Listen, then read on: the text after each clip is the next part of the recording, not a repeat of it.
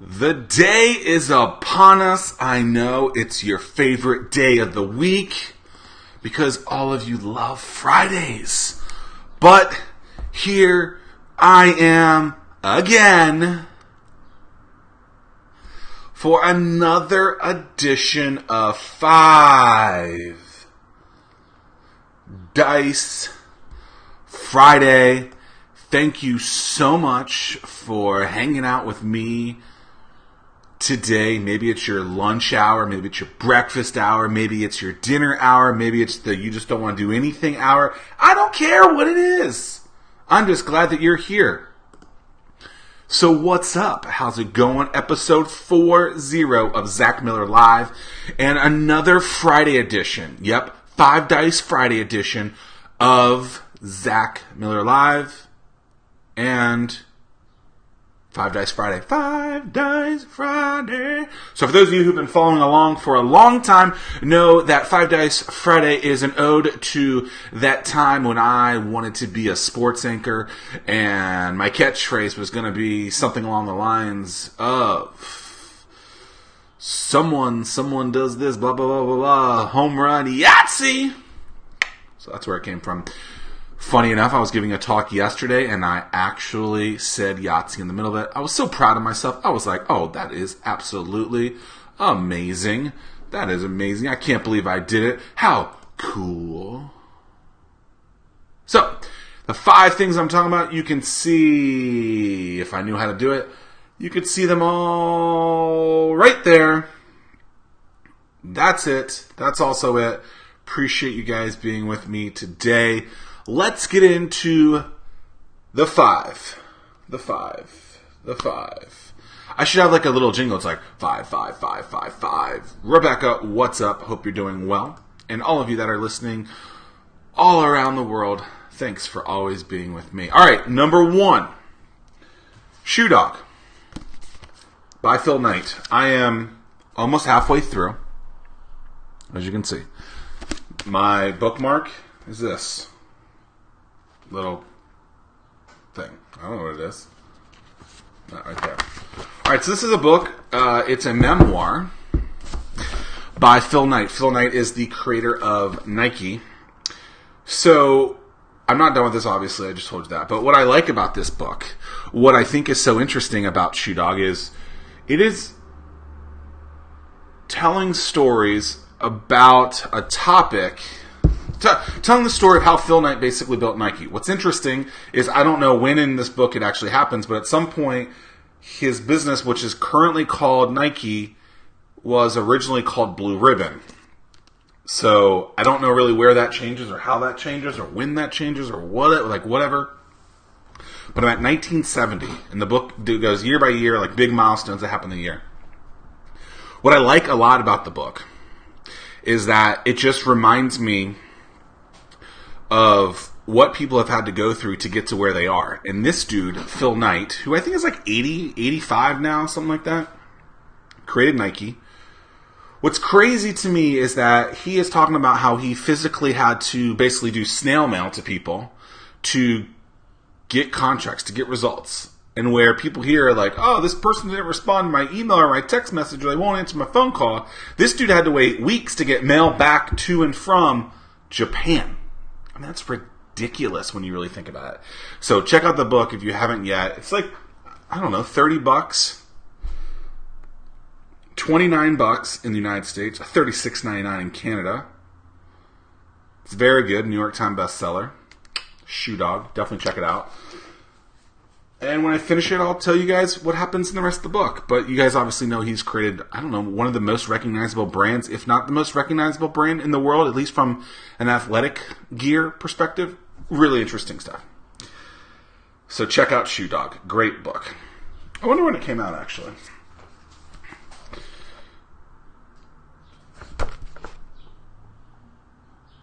Wow, this book is old.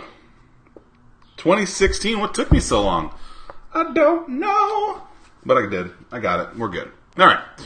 Moving along. Number 2, perfection. Specifically, I want to talk about just people thinking that what they're building has to be super perfect. And I get it. You want your baby to look amazing and everything. But oftentimes, you don't have the budgets of a Facebook or an Amazon or a Nike to put a lot of money into the design of stuff. Or you think that, oh, if I just, redo my website, I'm going to get a lot more results. Or if this business card looks amazing, then that means that person's going to call me. I'm here to tell you that actually that's likely not going to happen. Just because you have a pretty business card does not mean, or a pretty flyer, a nice looking website, does not mean that action that you're looking for is going to happen. So while it doesn't hurt to have something that looks nice, don't think that just because you have a nice looking website, business card, flyer, pamphlet, t-shirt, whatever, that someone's going to buy. Ultimately, they are looking to solve their problems. They're looking to gain access. They're looking to you for an answer. And if you think that your business card looking pretty is going to answer that, you're wrong. So I was at this event on the Eastern Shore this past Tuesday, and someone said, Zach, I'm on my second or third wave of this business card, and I just don't like the look of it. And I looked at her and I said, do you want some honest feedback? That's something I learned from Gary Plague, by the way, previous guest on the 1004 show. He said, before you give someone feedback, ask them if they want honest feedback. The lady said yes. And I said, okay, I think you're overthinking this. She goes, well, what do you mean? I said, your business card means nothing. I said, I could hand you a piece of paper, get your contact information, and it does the exact same thing. She goes, well, what about flyers and all that stuff? I'm like, you're overthinking it. What matters is that you can help these people. That's it. If you can't do that, if you can't create a relationship, friendship, whatever, the perfection or the beauty of your business card literally means this right here. So if you're wondering like, I gotta go spend $10,000 on my website to make sure that I can get more leads. If you're thinking that, I need to go hire someone and give them $1,000 to make my business card look better, I'm here to tell you that literally you're wrong. I am out of business cards right now, and I have zero interest in buying another round. Why? Number one, to prove my point. Number two is because it doesn't matter. All that matters is that you can get the contact information, right? Here's people's phone numbers, emails, whatever. I feel bad showing that about someone. They probably don't want that. But that's what you need to do. Have a good conversation with someone. Make it easy to get that information. But it doesn't mean that you actually have to do and have a pretty business card. What matters is that you can create relationships, friendships, and help people. That's it. Number 3, dilly dilly. Okay, so while this is about the commercial, dilly dilly, the Bud Light commercial, where they're like, dilly dilly. That's great. I have a dilly dilly shirt and I should have worn it today. God, that would have been so smart. Bud Light could have sponsored the show today. So at this, at that same talk on the Eastern Shore, I did 3 talks this week. A lot of driving. So I did 3 talks this week, and what was cool about it is I wanted to introduce this one topic, or this one concept. It's called 50-10, where it's basically a series of really quick lightning talks with prospects or people that you think could become your customers, and you do a series of 10 to 15 minute calls with them, or meetings with them, back to back to back. So basically 50 10-minute calls or meetings or whatever, but super fast. You're not being a cheerleader or anything. You're not getting your rah-rahs. You're not like, hey, how's it going? You're basically like, let me help you. Let's get to the challenges. And I was basically telling people how this concept came about. And I was like, well, I was looking at my calendar. I'm like, man, if I do 6 or 7 or 8 coffee meetings a day in an hour each, I'm only meeting 8 new people. Only so many of those people are actually going to become clients. Some of them just want to, card collect. And I was like, what can I do to have a lot of really quick meetings with people, help them with the one thing that they're going through, and do it pretty quickly to save both of us time so that I can do more of them over and over again. And so I was partaking in a couple dilly dillies, and I told the crowd, hey, I came up with this idea while drinking a couple dilly dillies, and no one laughed. I'm sitting there wondering, why isn't that funny? They're like, oh, well, it's the morning, whatever. And I was like, damn, I thought that was going to be so funny. And so I called my buddy Tim, and I was like, don't you think this is funny? And he's like, yeah, that's great. And I was like, well, here's what I did. Here's the story that I told. And people are like, yeah, like, that's stupid. You're an idiot. And I was just like, this is so funny. Like, why didn't it work? So then I did it again Wednesday. And I was like, I got to test this out. And the crowd reacted and laughed. And I was like, woo! It's woo time. And I was just like, all right, the joke is okay. I was worried there. But some girls like, I don't even know what that means, but it was funny. And I was like, well, it's okay. I'm glad you thought it was funny. So the point of the story is you can create good ideas while drinking dilly dilly.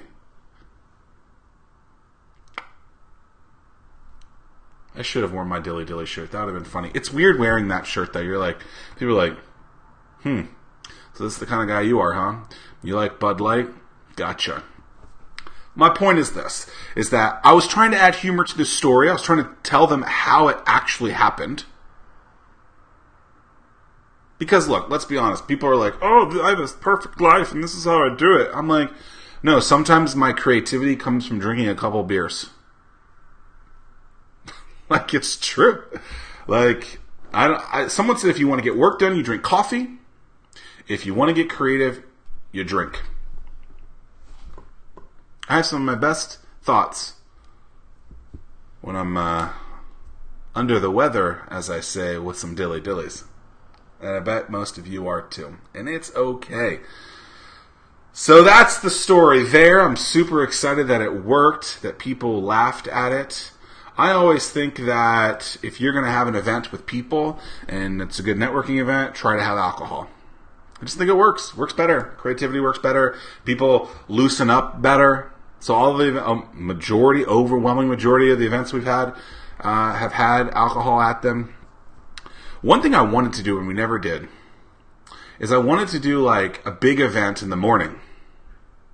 But I wanted to serve alcohol with like mimosas and Bloody Marys and stuff, and I just never did it because I didn't know that my group, my network, my fans, my friends, whatever, would come to a big event, hundreds, 250, 500 people would show up to an event in the morning and drink. But I thought it would be fun to say something like that. So maybe in the future we'll do that. If I ever do a big conference again, totally doing that. That would be fun. Number 4. Actually, before we get to number 4, I see a couple of you guys, Rebecca and Heather. Appreciate you guys being here. Are you guys more creative under the influence of alcohol? I bet you are. Let me know. Let's be great. Number 4, Pat McAfee. Okay, so you guys should follow this guy at Pat McAfee Show. That's his spelling. So Pat McAfee and then the word show afterwards on Twitter. He's a former Indianapolis Colts punter. Okay, so he's a big deal there. He's a comedian. He went to my school, West Virginia. I've hung out with him a handful of times. Funny kid. I was a senior when he was a freshman, but he was like the punt, pass, and kick winner in the country. Super good athlete. Was drafted by the Colts. A lot of fun dude. Very fun dude. And so he retired about 2 years ago from the NFL in his prime. And I respect that. So he went and joined this company in Indianapolis, where he resides, called Barstool Sports. And Barstool Sports is a sports media company that provides content that is a little unorthodox, a little aggressive, let's say, and isn't afraid to speak their minds. And many people would say that that's ridiculous. My point on this is I love Pat McAfee. He creates great content. And if you guys are in for a little wacky content, he might be the right fit for you. It's just funny stuff. Barstool Sports does some really good stuff. But my point is this, is that so many people want to create content for everyone. And that's just not what the world wants. You really need to narrow in and speak your mind to the people who are looking for the content that you're looking for. So what I mean by this is, so they'll do, they're a little crass, they cuss, they'll drink, they'll do ridiculous things. They have millions of followers. Pat McAfee has millions of followers. He's really funny. But my point is this, is that Just because someone doesn't like your content doesn't mean that you should change who you are and change your content to please them. I remember when I first got the TV show, we showed the first episode to a group of, I don't even know what to call it, people that could have been clients or sponsors of the show or something like that. And there was this lady, and remember, I'm wearing a t-shirt. It was a gray one. And a pair of jeans. And this lady, afterwards, she watched it. She goes, well, can I be honest? I think the guy who is doing these interviews should go back to mowing lawns like he did when he was 10 years old.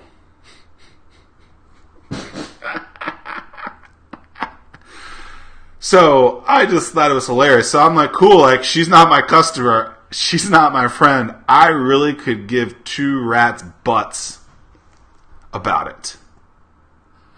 If someone wants to be a bully or be a brat or judge a book by its cover because someone doesn't look the way that you want to, that does not mean that you need to change that yourself. And that's the problem with so many people in this world is they say, oh, I gotta look this way to be successful. I gotta look this way to get the results that I want. And that to me is complete BS. What you need to do is find the people who are looking for you and be you. I'm honest when I say this. The book is a lot about this. If you want to wear jeans and t-shirt every day, if you want to wear a suit every day, if you want to wear a dress every day, if you want to do your hair every day, if you want to have a beard, whatever, I don't care what you want to do. I want you to be you. And I aggressively stand by myself wearing the things that I do to prove a point to show you that you can do it too. And I still get crap for it all the time. I got crap for it yesterday. I actually wore a collar I spoke at a Rotary Club yesterday, and I wore a collar just because I was like, you know what, these guys want a little bit more respect. I'll throw on a freaking collar just for them. Right? And it wasn't a collared shirt, it was a freaking black polo. So I looked at the same. The guy goes, wow, I'm amazed you're in a collared shirt. And I looked at him and I go, well, it made you remember me, didn't it? That's why I'm the anomaly. Right? Be you. You could tell by my tone how pissed off I was at that. Because I'm sick and tired of people judging people by the cover. Sick and tired of people being like, that person's weird. Okay, so are you. My point of that, the whole story is this with Pat, and Barstools, is that they know exactly who their customer is and they provide them the content that they want. Right? You guys tune in each and every day to this and to many other messages that I put on because you like what I'm saying. You enjoy the content. You enjoy getting helped. And you know what? For those of you out there that don't like it, fine. Go find the person who you do like. I'm not offended by it. But I'm not going to change my ways just because someone doesn't like the way that I look. That's the problem with society. Is everyone's got to look the same? Oh, this is how you got to look to be successful. Bull. And finally, it's my second favorite week of the year.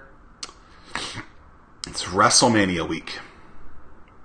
Vince McMahon might be my idol in business.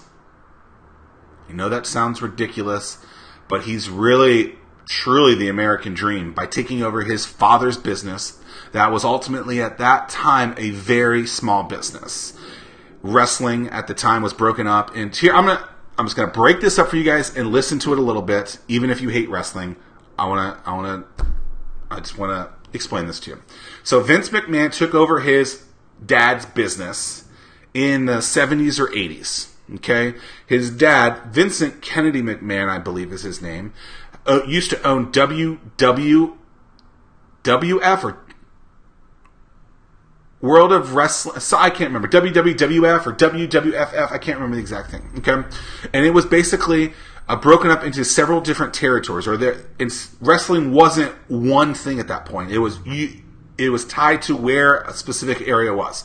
So what is currently WWE today was basically Northeast territory. Vince McMahon had the fortitude, the balls, and the risk to, once he took over the business, to say, hey, I want to make all of these territories into one. And I'm going to take this one small little brand that you guys know as WWF, ultimately now is WWE, formerly WWF as well, World Wrestling Entertainment, with Hulk Hogan, Andre the Giant, The Rock, Stone Cold Steve Austin, all those people, John Cena, The Undertaker, 5 Dice Friday, You Can't See Me. And he said, you know what? Enough of this small stuff. We can make this big time. And he took all of his chips, which is risky as crap, all of his chips, and said, boom, I'm betting it on this one event. And that, my friends, was WrestleMania, the Super Bowl of wrestling. It culminated with society, famous people, and the wrestlers of that day. It put together in Madison Square Garden, WrestleMania 1, over 3 decades ago. And now it's WrestleMania 34. It's in New Orleans this weekend. And to see Vince McMahon take this small little territory and turn it into a universal or a global juggernaut that he has, I have mad respect for it. So much respect that I actually, in this thing, we actually have WrestleMania spelled wrong. It should be a capital M, but that's okay. So if you're thinking, oh, this thing's so small, I don't know how to make it bigger, look at Vince McMahon and what he's done. I get it. Maybe the content isn't what you want to, but dissect it. I can't speak. It's very, very admirable what he's done. And most of you don't know what my bucket list is, but WrestleMania is one of those items on my bucket list. So what I've learned is that the publisher of Anomaly, the New York City publisher, their office is right across the street from Madison Square Garden. And guess where WrestleMania 35 is next year? MetLife Stadium in New York, New Jersey. So guess who's checking that one off next year? My wife is thrilled. She's not. But compromise. We'll figure it out. And checking things off your bucket list. Mad props to Vince McMahon for what you've been able to do. Big, big, big exciting weekend WrestleMania. They've been in New Orleans all week. They have this thing called Access, where they bring in tens of thousands of people to look through a series of different wrestling memorabilia and shows throughout the decades. Then they will pack the Superdome. Is that right? Yeah, the Superdome in New Orleans, the Mercedes-Benz Superdome, and over 70,000 people will enjoy WrestleMania on Sunday night. You guys can check it out for just $9.99 on the WWE Network. I've always wanted to say that, but actually it's free. All you have to do is sign up and then cancel it afterwards, but don't tell them I said that. But you could even watch WrestleMania, the spectacle, the granddaddy of them all, WrestleMania 34 this weekend in New Orleans. If you're looking for ideas of inspiration, look at WrestleMania. Look at WWE and see what they've done. I know it's ridiculous, okay? I got the championship belt behind me. I got the 1/2 championship belt behind me. My good friend Xerxes Nabong is down there right now flying. Hope he has safe travels. These guys are the kings and queens at promotion, and they do such a great job. So over-the-top networks like Netflix and Hulu, WWE has their own network as well. They're actually one of the top 5 over-the-top networks in the world. Pretty crazy stuff. When people ask me, what do you think about the XFL, Vince McMahon's new venture, or his second try at professional football, I say, you know what? It's going to go well. He's put $150 million of his own bucks into it. Yes, 150, and then a lot of zeros after it, into bringing the XFL back. And I think a lot of it's going to be successful because of how successful the network has been. And other leagues have not done that first. And Vince is so good at that. Good luck to all the wrestlers. It's a fun weekend out there. WrestleMania. I don't talk a lot about wrestling, but you know, it's 5 Dice Friday. It's the 5 things that I'm excited about. And I think you guys should give wrestling a chance. Big Women's Revolution as well. They have been producing some amazing content as well. I think they might steal the show. And they might actually end WrestleMania with a ladies match, which I think actually will happen. I think it'll be Charlotte Flair, Ric Flair's daughter. Woo! Woo! And Asuka from Japan. And I think what's going to happen is Carmella is going to cash in her Money in the Bank and end it just like Seth Rollins did at WrestleMania 31. Look, I'm nerding out right now. Appreciate you guys tuning into the show. I hope you guys have wonderful weekends. Five Dice Friday is done. Shoe Dog, Perfection, Dilly Dilly, Pat McAfee, and WrestleMania, the granddaddy of them all, is upon us. It's the weekend. It's the Hall of Fame tonight, NXT tomorrow, and then the big one, the big show, WrestleMania 34 live on the WWE Network from the Superdome in New Orleans, Louisiana. Hope you guys have wonderful weekends. Hit me up in the comments afterwards. Love that you guys tune in every day. Appreciate it. It's going to be a great weekend. Be safe. Have fun. See you soon. Zack Miller out. What?